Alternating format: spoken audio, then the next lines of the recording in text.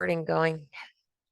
What is up, friends? My name is Whitney or Whit. I am a GMAT, GRE, and executive assessment instructor here at Manhattan Prep. Tonight, I am going to continue down the path of quant strategies. So we've covered a lot. And so if you haven't yet, please check out some of the other YouTube videos of our free prep hour. For those of you that are getting to this from the recording, you'll just go back to some of the older lessons. For those of you here live, check out our YouTube channel if you haven't seen them. But I've been sort of building a strategy lesson on things like working backwards and using the answer choices, smart numbers, thinking about maximizing and minimizing, as well as some more like content specific, like rates and work, distance rate, time, unit conversions.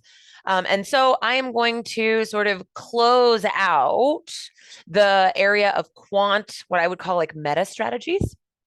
And so we've got smart numbers, we've got kind of working backwards and estimation. And now tonight, we are going to look at the concept of testing cases. And there's really a very specific question type, a very nice signal that we'll get that tells us this is the kind of question where I should test cases. So we're gonna get a bunch of examples to work on. So hope you've got pen and paper ready. Let me go ahead and share my screen so that you can see. And you might hear my dog wandering by. Say hello to Lexi. She says, hello to everyone. Tomorrow is her 13th birthday. So she is here for the math. She's here to be a little old girl hanging out. All right, so let's get going. Let me get all this out of the way. Here we go. So plan for the evening. Quant testing cases. Step one, how do we spot these issues or these questions? Like, how do I know that this is a testing cases? Quantitative question. And then what are the efficient, like, what does it mean to test efficient cases? Right? Can I start to think about what that would mean? So let's do it. Let's just start with a problem. Generally, we want to spend about 2 minutes per question if you've got standard time. So that's going to be anywhere from a minute to 3 minutes is like within tolerances. And so go ahead and pull into me privately when you think you've got an answer.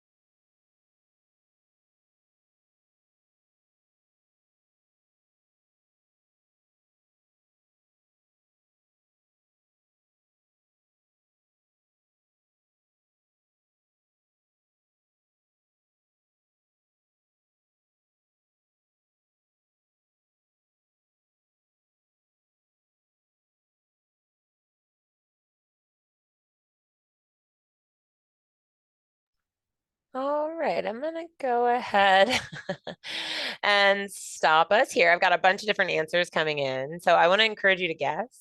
Right, just put down something. So does anybody want to take a stab at what one of the biggest clues in this question might be? That it is a testing cases question. That it's a thing where I'd want to test out some different scenarios, that I'd want to maybe try some different values or plug in. What might be some of the clues?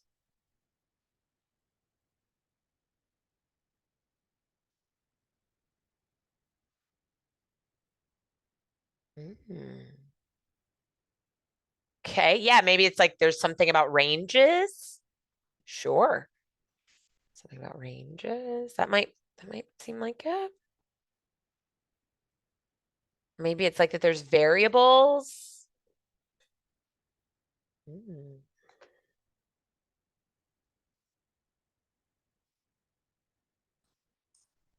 I definitely think that ranges turn up a lot, inequalities turn up a lot in these kinds of questions, for sure, for sure. But it turns out that the signal for how I want to approach this type of question is actually in just a little bit of wording. It's this language of must be true. Like, what does that mean? Something must be true. Like, which of the following must be true? How does that differentiate the right answer from the four wrong answers? That the right answer must be true. What's possible for the four wrong answers here?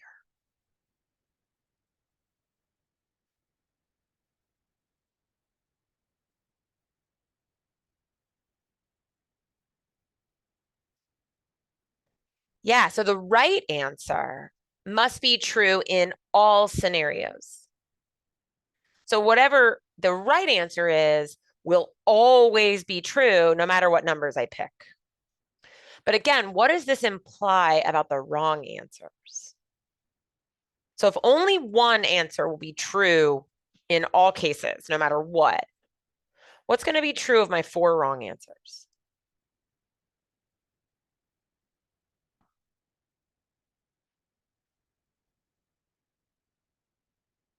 Will the four wrong answers like never be true? The four wrong answers are impossible?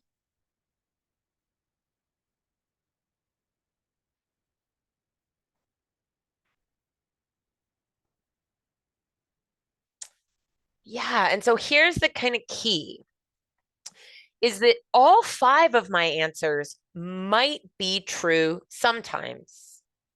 So there might be specific scenarios where any of these five answer choices could be true. However, for all four of the wrong answer choices, there will be at least some scenarios where they aren't true. There will be certain scenarios that break them. So the reason why we want to be really cautious of like, oh, I see must be true, is because if what I do is, let's say, pick a set of numbers to test one out, and I see that for the set of numbers I chose, answer choice A works, I don't want to pick answer choice A simply because it works in one scenario. I'm looking for the answer choice that works in every scenario, but like that's a lot. I don't want to have to test every single possible scenario ever under the sun to prove that the right answer is the right answer. That's going to take forever. So what do you think would be faster then? Instead of trying to like find the right answer, what might we do instead?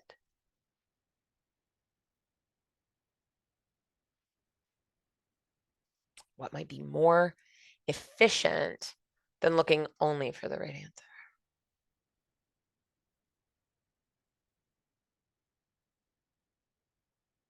Mm, yeah. Nice. Okay, I had a couple of guesses in the background. Like, we're going to test some numbers, and what we're going to do is we're going to try and break answer choices. It is going to be easier to use process of elimination. So I'm going to look for kind of like, I'm going to pick some numbers and I'm going to see which answer choices it doesn't fit, eliminate those, and then pick another set of numbers. So when we think about a must be true, what we want to think about in this world of like test cases is that we are trying to use a process of elimination. So I am not looking for the right answer. I'm actually looking to eliminate any wrong answers. Yeah. And this is going to be great when I've got multiple choice, right? When I've got my five multiple choice answers. So the first thing I might do is what I always tell people is to like pick lazy. Pick anything as easy as you want. So for example, I need to pick numbers A and B such that these numbers are true. So what I might do first is say, let's let B equal 2. So I've got like 0, A, 1/2, and then 1. And then I need a number A that would be like smaller than 1/2.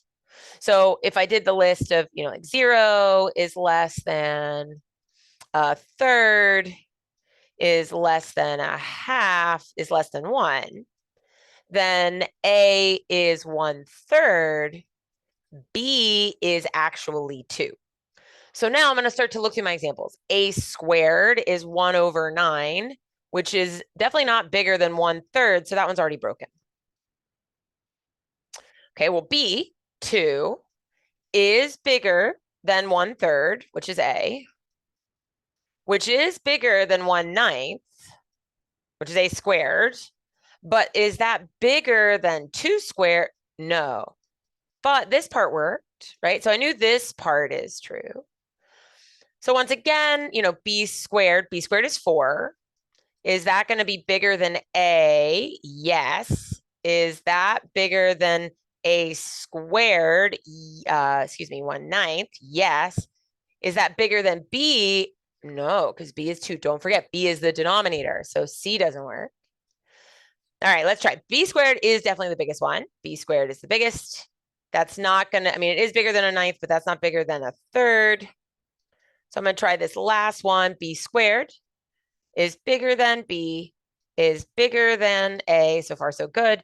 Is bigger than A squared. Yes. So our only one that works here, in even just this one case, was E. Now, if I'd gotten through all of those, right, I checked all of them, and I had more than one answer still left, I would try some new numbers. So our goal is to really carefully follow the directions, right? Be careful here. B was 2, not 1/2. It could be easy to kind of confuse those. So we're going to pick the numbers. We're going to start to plug them back in. If we get more than one answer showing that it worked, then we're going to pick another one. Okay. Sometimes the answer choices will have variables in them, just like this. Not always, right? Not always. So for example, similar language, it doesn't say must be, but we're going to go with something very close. So I'm looking for anything in the world of must be, could be, or cannot be. And so I just want to follow my directions. This means I'm going to be testing out. Notice that my answer choices are numeric this time. So I'm not going to be plugging into my answer choices. It turns out that I'll probably be plugging my numeric answer choices up into the question. Let's give this one a go.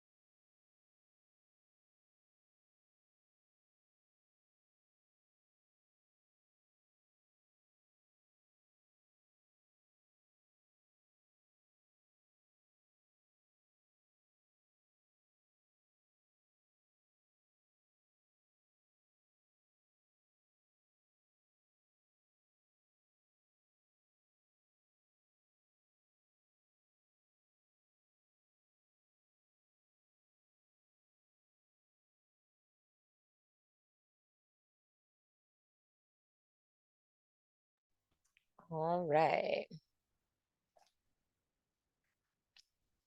So let's plug in, right? It says which of the following could not be equal to A? Well, let's eliminate. Which of the ones could be equal to A? Well, if I plug in 26, taking the absolute value of a number literally just cleans off any sign that it has and makes it positive.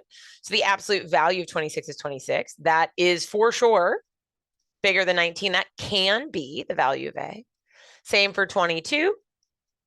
But if we plug in the absolute value of 18, the absolute value of 18 is just 18, and that is not bigger than 19. So that's probably our answer, but just to make sure.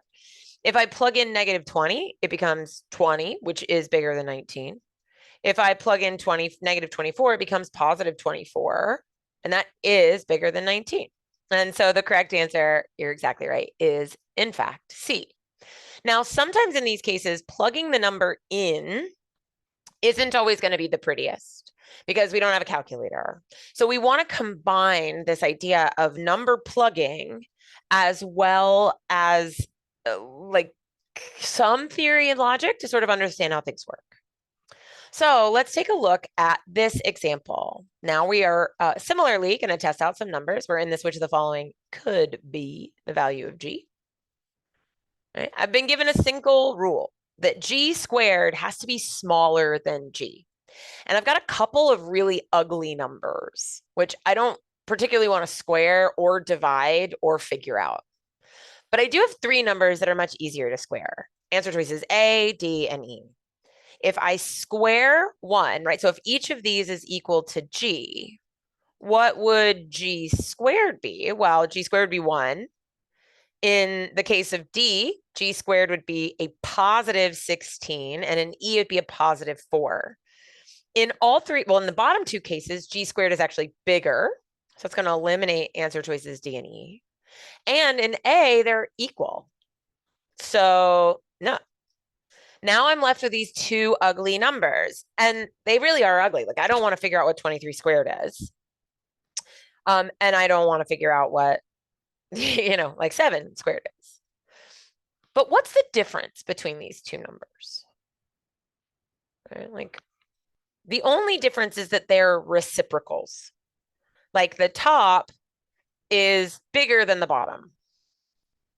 And that must be something. That must be the reason.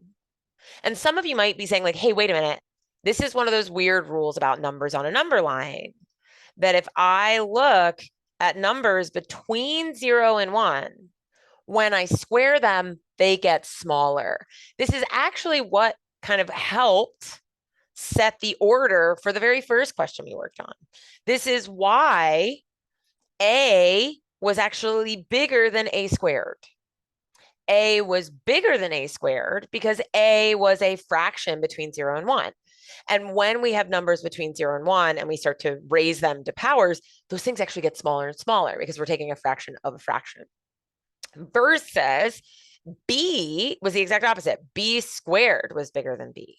So we can often see this as, if this is 0 and this is 1, B, a number bigger than 1, is going to get bigger when you square it. But A, a number between 0 and 1, is actually going to get smaller when you square it.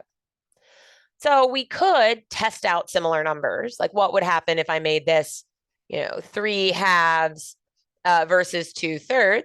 I square these. This is 9/4 and this is 4/9.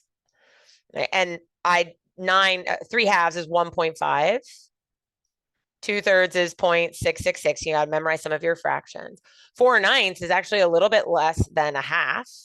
So this actually got smaller. This number got smaller. Whereas in 9/4 is like 2 point something.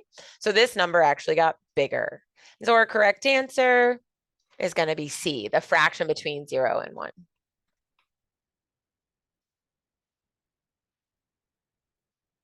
Okay. Let's look at some other clues that problems might give us. So give this one a go. I'll put another couple minutes on the clock for you. And again, we're looking for that language of like must be. Now let's follow some rules.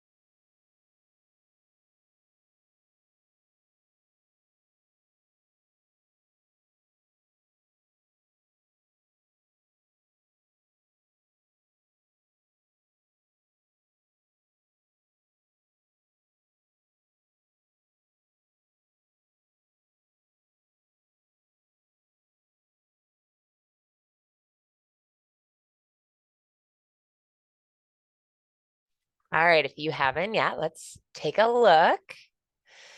So we've got some restrictions up front. We've got that, b cubed a is negative, but a is positive. So I need to sort of think through what this means, that if a is a positive number, right, then if I've got b cubed times something positive, but that whole thing is going to be negative, well, then how in the world is that going to work? Well, it must be that b is negative, because if you raise something to an odd power, it keeps its sign. So like b to the first power is negative, b squared would go positive, but b cubed would be negative, and b to the fourth would be positive, but b to the fifth would be negative. That odd power is going to keep its sign. And so if b cubed is negative, that implies that b is itself negative. Now, we could pick real numbers. But what I like to do when I'm case testing, especially if they're asking me things like positive, negative, or even an odd, I like to test the most generic situation, right? The very most generic situation. So let's start first by looking at all our answer choices and saying, all right, what if I say that A is positive and B is negative? Which of the following must be negative? Well, it looks like multiplying A times B would certainly work. That one looks pretty good. In the second one, if I take B, a negative number, and I square it, that like squared is going to become positive times another positive is equal to a positive. If I raise a negative thing to a fourth power, again, that's going to be positive. So again, any of these two don't have to must be negative, so I can eliminate. In this case, A, the positive number, divided by the negative number squared is going to be a positive over a positive, which is again positive.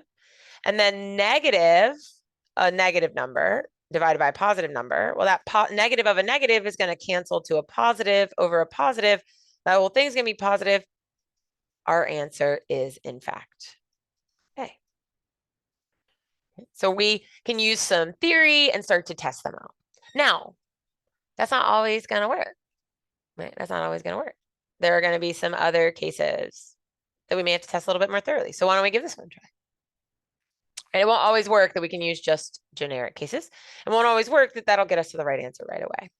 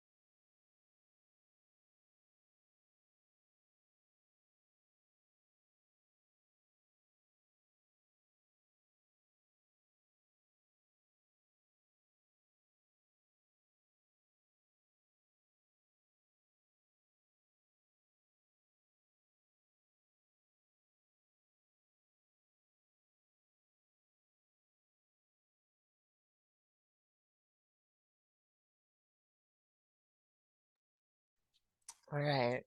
So once again, we've got this like must be, which of the following must be negative.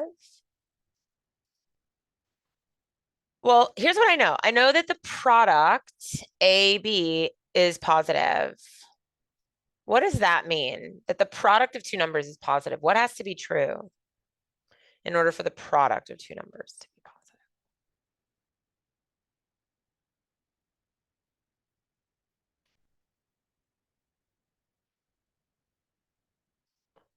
Okay, it could be, you're exactly right. It could be that they're both positive.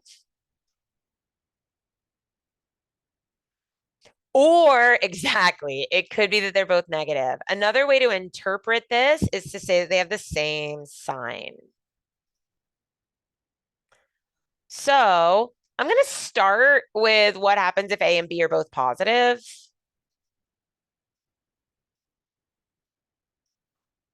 And see what happens. So if I add two positive numbers,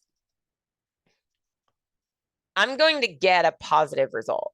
That is definitely not a must be negative. If I take the absolute value of a positive number, and that's going to be positive then, and then I'm going to add that to a positive, that's still going to be positive. That's definitely not going to give me a negative.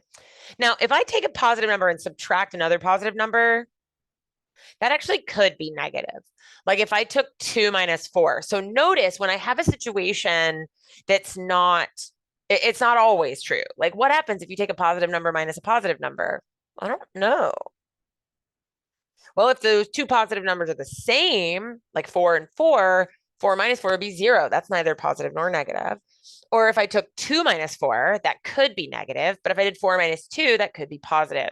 So you might, in some of these cases, need to test out a specific number. So I usually start with the generic case. That's my like efficiency trick. And then if I need to, I'll pick a number. But this is a place where I was able to see that it doesn't have to be negative. What happens if I take a positive number divided by a positive number? Well, that's always going to be positive. What if I have a negative positive divided by a positive? Well, that, my friends, is going to be a negative number. There you go. Turns out I didn't even need to test the case where both were negative. I didn't even need to test the case where both were negative. Okay. These can start to build in complexity. And sometimes we end up having to like list out a lot of our scenarios. So let's take a look at the following. In this problem, you might notice that the answer choices are no longer just simple variables or simple numbers, that some of these are actually like sentences. And I have several rules. I have that, the sum of these two is 13 and the product of these two is 9. And so if they're all integers, what must be true? Well, it's not as easy as saying, oh, I need to pick two positive or two negative numbers. But there are limitations on what the value of X, Y, and Z can be in this problem. Now, here's your pro tip. All I know is that X, Y, and Z are integers. It doesn't say positive or negative. So how many combinations of integers, positive, negative, and 0, could combine to give me 13? A bunch. In fact, an infinite number of integers could be added or essentially subtracted from each other in order to get the number 13. So this first statement is not what I would call very much of a constraint.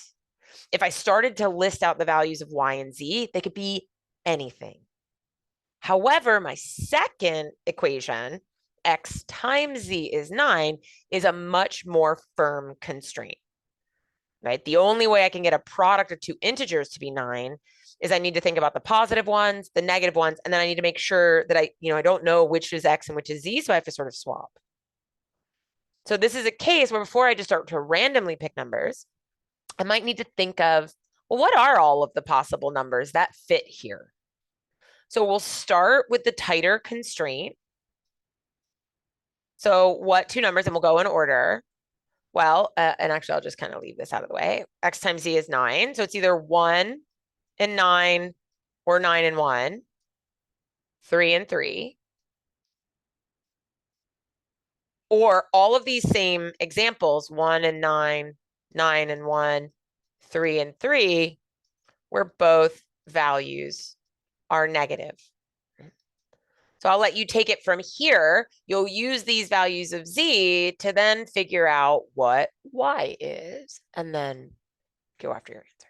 So let's give it a try. We'll take about a minute and a half for the rest of it.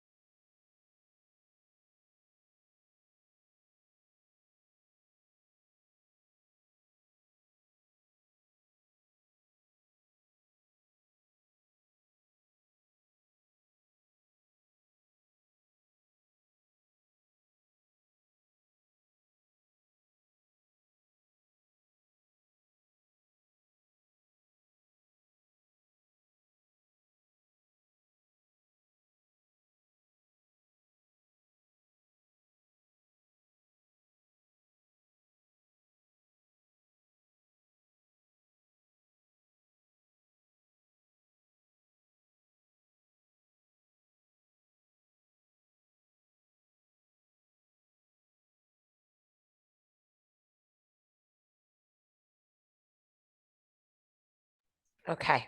If you haven't sent me an answer, please do. Okay, so we'll start with the first few. If z is equal to 9, that would make y equal to 4. If z is 1, y is 12. If z is 3, y is 10. And these next ones are a little bit tougher. Like what minus 9, right? What minus 9 is equal to 13?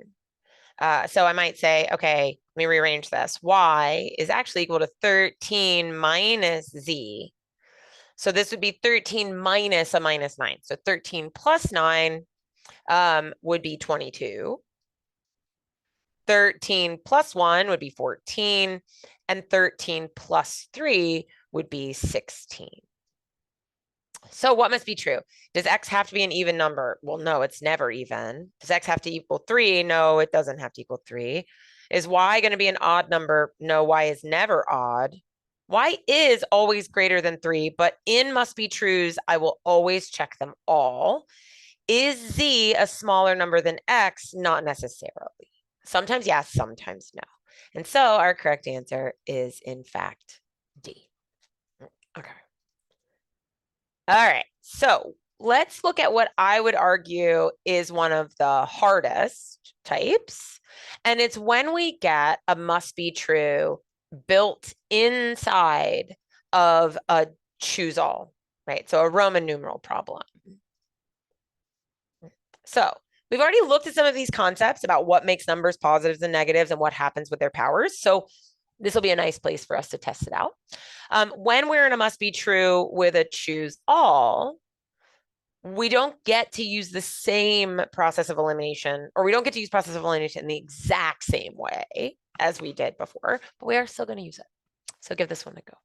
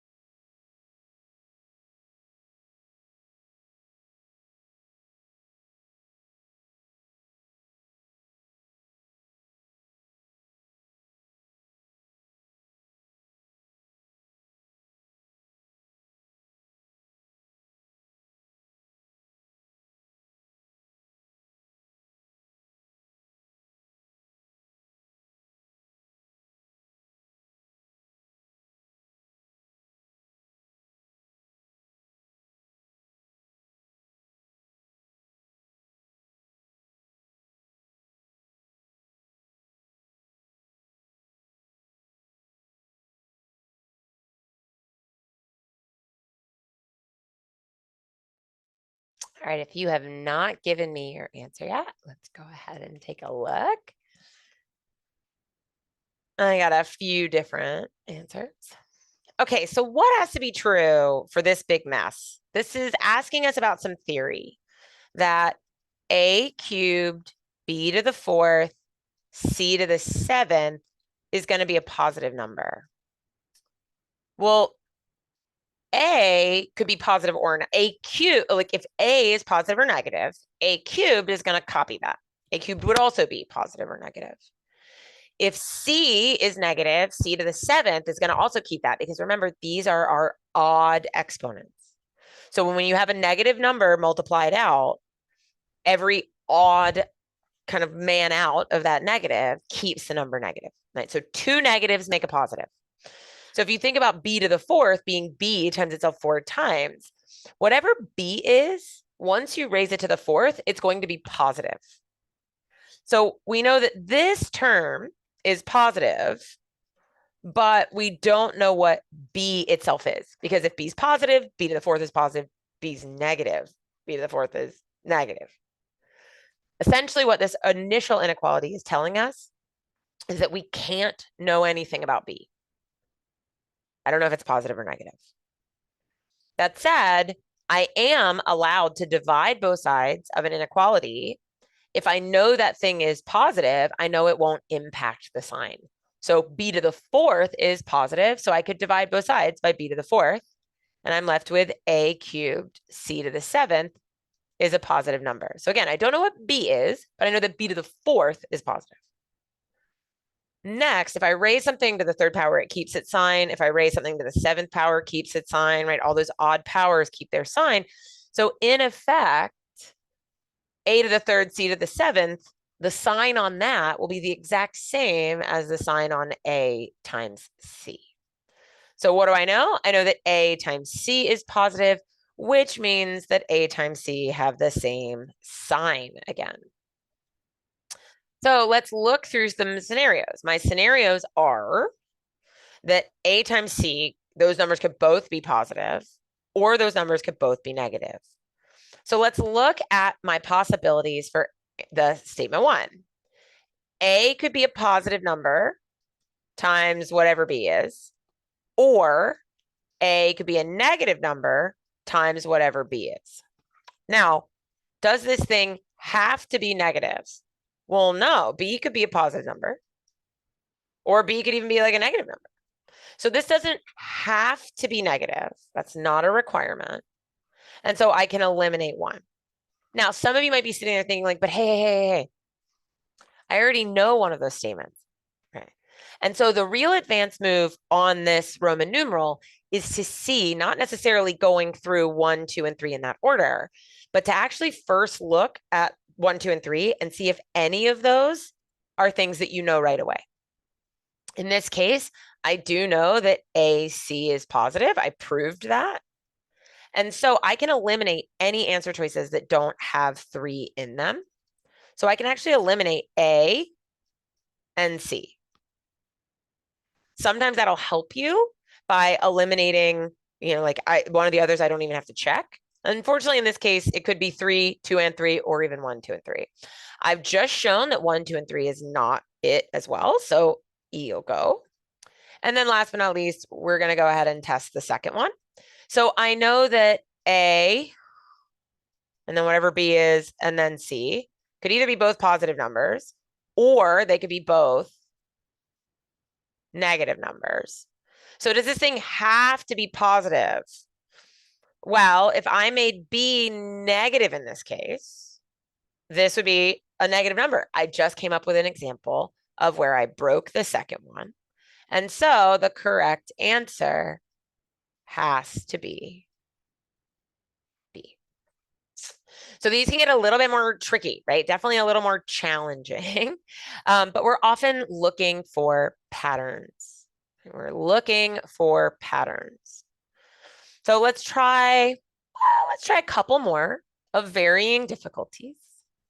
Yeah. Again, when the answer choices have things like sentences in them, what we might want to do is start to list out some examples to try and see what all of our scenarios, or at least what a number of our scenarios might be. And we'll want to look for a couple of different cases. So for example, I know that X is positive. What I might do is create a little table where I start listing out X's, trying to figure out which of them makes this number divisible by 5, and then evaluating my answer choices. Yeah, so give that a go.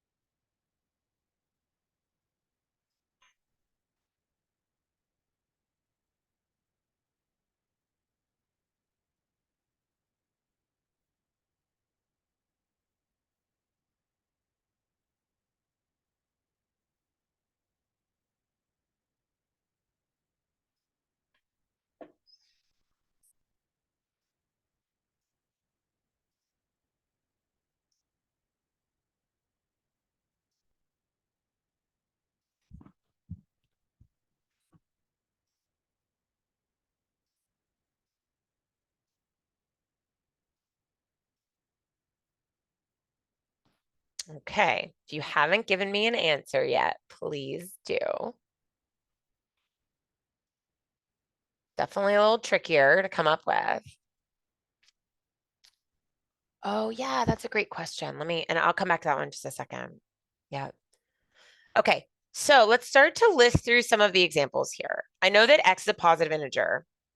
That's not as limiting as 3x plus 2 is divisible by 5. But for me to come up with values of x that make that work, I might as well just start to think through the integers. So, 1, 2, 3, 4, 5, 6, 7, 8. Maybe I'll just try the first few. All right, so if these are x, then 3x would be 3, 6, 9, 12, 15, 18, 21, 24. And then if I were going to do 3x plus 2, that would be 5, 8, 11, 14, 17. Now notice I always start with the most basic and just go in order. It's just like a firm habit. There's 20, 23, 24, 26. And then it says that 3x plus 2 has to be divisible by 5. Well, okay, that's true here. Okay, 3x plus 2, that's true here. And that's it. Now I might have to list out a few more to get some more examples, but maybe this is enough for right now. Let me check these two, right? I have two examples where x could be either 1 or 6. That would make this work. Is x divisible by 3? Sometimes yes, sometimes no. So in terms of must be true, no. Is in these two cases, is 3x divisible by 10? No, it's 3x isn't divisible by 10 in either of those cases. Is x minus 1? Okay, well, let me make a column. What is x minus 1? This would be 0. This would be 5. Well, both of those numbers are divisible by 5 because 0 divided by 5 is 0. That's a whole number. 5 divided by 5 is 1, also a whole number. So that one seems to work. I'm going to hang on to it. Does it have to be the case that x is odd? No, it might be. It could be 1, but here's an example 6 where it's not. And does 3x have to be even? Well, it is in one case, but it's not in the other. Notice we needed more than one case to be able to disprove most of these. And so we get to our correct answer of C. Okay, I had a great question about why a squared thing could get moved.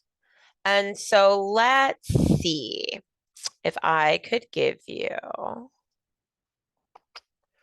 another example. No, I think that's the best one I got, annoyingly. But it does show up every once in a while. That same kind of problem sort of turns up. And so double check. Make sure I don't have one more that can be done with that. Okay, so let's come back to this question from before with the squared piece. And I want to give you a couple of examples. We'll just kind of add a couple in because this is actually a must be true kind of situation that shows up with some regularity. Okay, so let me ask you, if I know that a squared is greater than 0, what's true about a if a squared is greater than 0?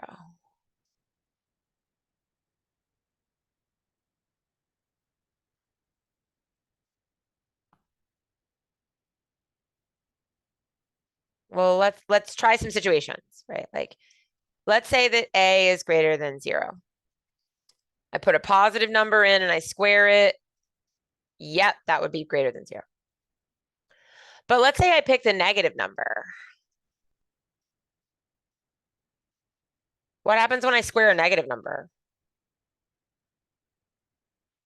Exactly. If I square a negative number, it is also bigger than 0. So it turns out that if a squared is bigger than 0, that doesn't really tell me anything about a. Versus, let's imagine that I told you that a cubed is bigger than 0. Well, let's test out some scenarios here. Would that work if A was a positive number? So if A is a positive number and I cube it, yes, that is greater than 0. What if A is a negative number? What happens when you cube a negative number?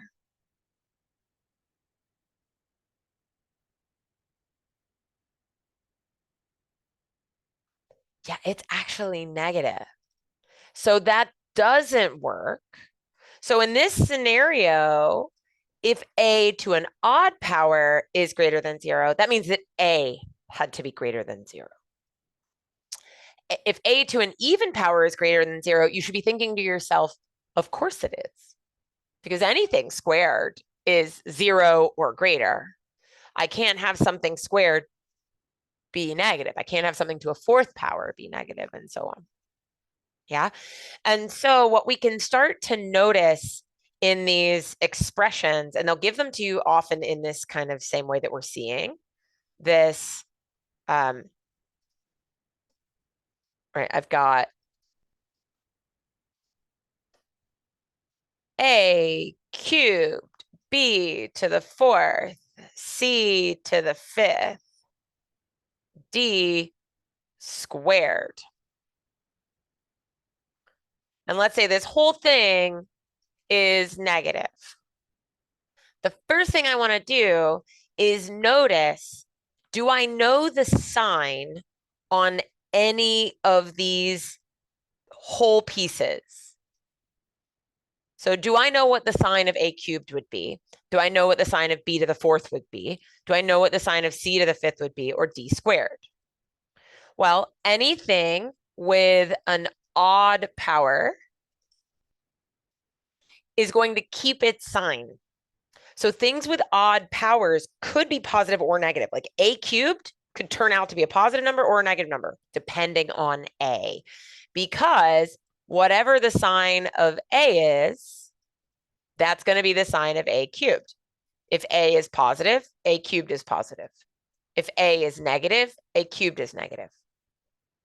However, anything that has an even sign is going to lose its sign. It's just going to be positive. So if I were to compare B with B to the fourth, if B is a positive number, B to the fourth is positive. If B is a negative number, B to the fourth is still going to turn it positive, right? Raising it to a fourth power is still going to turn it positive. So what do I know? I know that anything to an even power is going to be positive. It therefore masks what B or D actually are, because I see B to the fourth is a positive number and cannot figure out what the B is underneath it.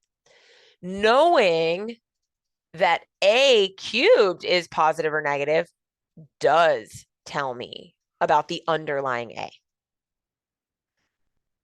Well, in an inequality, since B to the fourth is obscuring B from me, and D squared is obscuring D from me, I'm sort of left to write on my paper that B, I don't know, and D, I don't know. I don't know what those can be. However, I am allowed to divide inequalities if what I'm dividing by, I know its sign. If I divide by a variable and I know that it's positive, that will not flip my inequality symbol. If I divide by something that is negative, it must flip my inequality symbol. So what I can do kind of safely here is if I divide both sides by B to the fourth D squared, because I know those things have to be positive, then what's left on the left-hand side is A cubed C to the fifth as a negative number. I can go one step further. Given that what I care about with this inequality relative to 0 is the sign, then whatever A cubed is, A is. They're going to have the same sign. Same thing with the C. So essentially, I can say the sign on A cubed C to the fifth is actually the same as the sign on just the A times the C. So if A times C is negative, what does that tell me? That they have different signs. So I would build myself a little chart. A and C are either a plus and a minus and a plus, where B and D are unknowns. And now I would start sort of testing that in various situations. Did that help? Hopefully that helped clear that up a little bit. Okay. Yeah, of course, of course. So what are we looking for? What's the signal? The signal is this language of like, could be true, must be true, cannot be true. We're sort of case testing. Now, most often it's going to be a must be true, right? Most often it's a must be true. If it's a could be or a could not be, I have to slow down and think about what that means.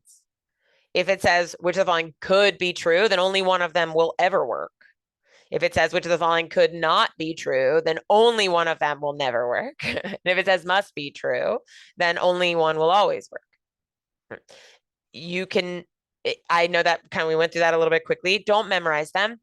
Get to the question and sort of think about what that means. What does it mean that the right answer must be true? So then what's true of my four wrong? We're always going to use process of elimination in these cases. We're either testing the answer choices out in the problem. We're picking numbers to test into our answer choices.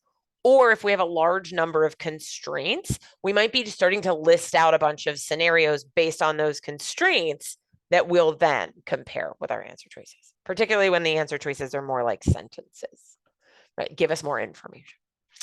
Cool. Well, if you have not, please come check out even more of our free study resources. If you're finding us on YouTube, please come to our GMAT /classes/free, where you can try out classes for free. You can also come to any of these free prep hours live.